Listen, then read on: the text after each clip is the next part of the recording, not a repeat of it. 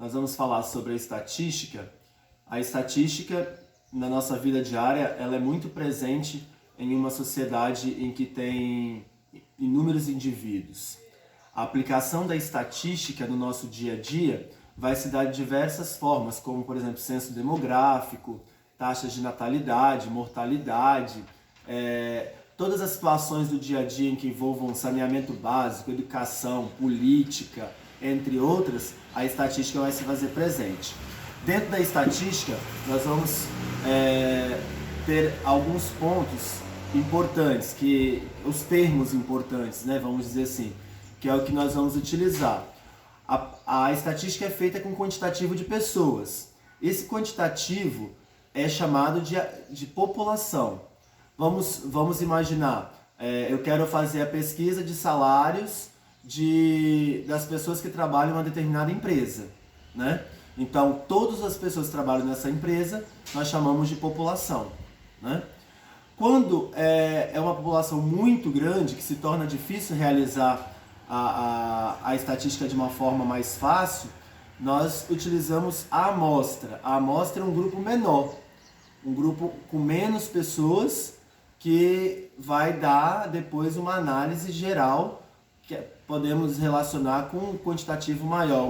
É uma amostra que vai ter características comuns a esse grupo maior, que seria a população que a gente quer pesquisar, né? Dentro da amostra, o que nós vamos pesquisar? Essa amostra ela vai ter umas características comuns, como eu já disse. Quais seriam essas características? Idade, sexo, se fosse falar de salário, talvez o valor do salário, entre outras. Esses valores, essas coisas, essas características que nós vamos pesquisar, são chamadas de variáveis, que podem ser de dois tipos: as variáveis discretas e as variáveis contínuas. As variáveis discretas são aquelas que vão expressar valores inteiros. Quero saber quantidade de funcionários, é um número inteiro. Quero saber idade, é um número inteiro, né? E as variáveis contínuas são aquelas que expressam valores decimais, por exemplo, a altura, até mesmo o salário, né? O salário dos funcionários são valores decimais e assim por diante. Então, esses dois tipos de variáveis. Tudo isso nós organizamos em gráficos e tabelas, que é a melhor forma de visualização, de entendimento, de análise da estatística. Aí nós temos um exemplo. Imagine que nós estivéssemos numa sala com 25 alunos, por exemplo, né? Aí então nós temos aqui, queremos saber as idades desses alunos, né? Vamos pesquisar as idades desses alunos. Então eu tenho aqui listado as 25 idades dos 25 alunos. Aqui é variável discreta, porque são números inteiros, e nós temos 4 valores de variáveis, que é o 14, 15, 16 e 17. Depois dessa pesquisa realizada, de saber qual a idade de cada aluno, nós montamos uma tabela. Então, idade, 14, 15, 16, 17. Nós temos a frequência absoluta. O que é a frequência absoluta? É quantas vezes esse número, né, essa idade apareceu na minha pesquisa. Então, 14 anos apareceu 5 vezes, 15 anos apareceu 10 vezes, 16 anos apareceu 7 vezes, 17 anos apareceu 3 vezes.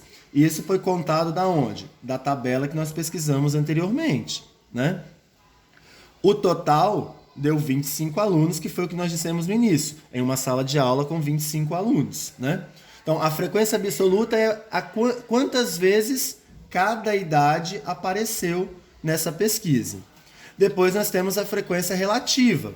A frequência relativa, ela está relacionada à porcentagem. São os dados da absoluta transformado em porcentagem. Para a gente transformar em porcentagem, nós podemos usar a regra de 3, né? 25 alunos representa 100%. Então, 5 alunos representa quantos por cento? A gente usa a regra de 3 e determina o valor da porcentagem. Depois desses dados relacionados e colocados na tabela de forma mais organizada, nós passamos isso para gráficos. Gráficos esses que podem ser gráficos de barras, gráfico de setor, de linha, histogramas, entre outros. Esse exemplo que nós temos aqui é um gráfico de barras, né? Então, o gráfico tem medido certinho o espaçamento, né, entre os valores, na vertical, na horizontal, tem que ter essa organização. As colunas, nesse caso, que é um gráfico de barras, as barras têm que ter a mesma espessura, o distanciamento de uma e outra também tem que ser o mesmo. Tudo que possa favorecer o melhor entendimento e a melhor análise do gráfico. Então temos que ser o mais criterioso possível, o mais organizado possível na hora de construir um gráfico, né? Colocar os valores, as variáveis em cada eixo para representar. O gráfico de barras, então, é esse, né? O gráfico de setor é aquele que nós chamamos de gráfico de pizza. Ele tem que ter um pouco mais de cuidado, porque não é simplesmente fazer um círculo e dizer que é um gráfico de setor. Tem que se ter o cálculo, né, de transformação de porcentagem para graus, porque nós temos que usar o transferidor para construir um gráfico de setor. O gráfico de linhas é o gráfico tradicional, que nós usamos muito lá na parte de função. E o histograma é um outro gráfico também utilizado quando a gente trabalha com tabelas de frequência de intervalos, né? A tabela de frequência de intervalos são aquelas tabelas que nós vamos ter que utilizar quando trabalhamos com variáveis contínuas, ou seja, variáveis que vão demonstrar valores decimais, por exemplo. Então aqui nós temos um exemplo, ó. Quando eu falei de funcionários, de salários, nós temos aqui os salários, que são valores contínuos, decimais. Nós organizamos esses salários em ordem crescente, com valores aproximados, e depois nós vamos então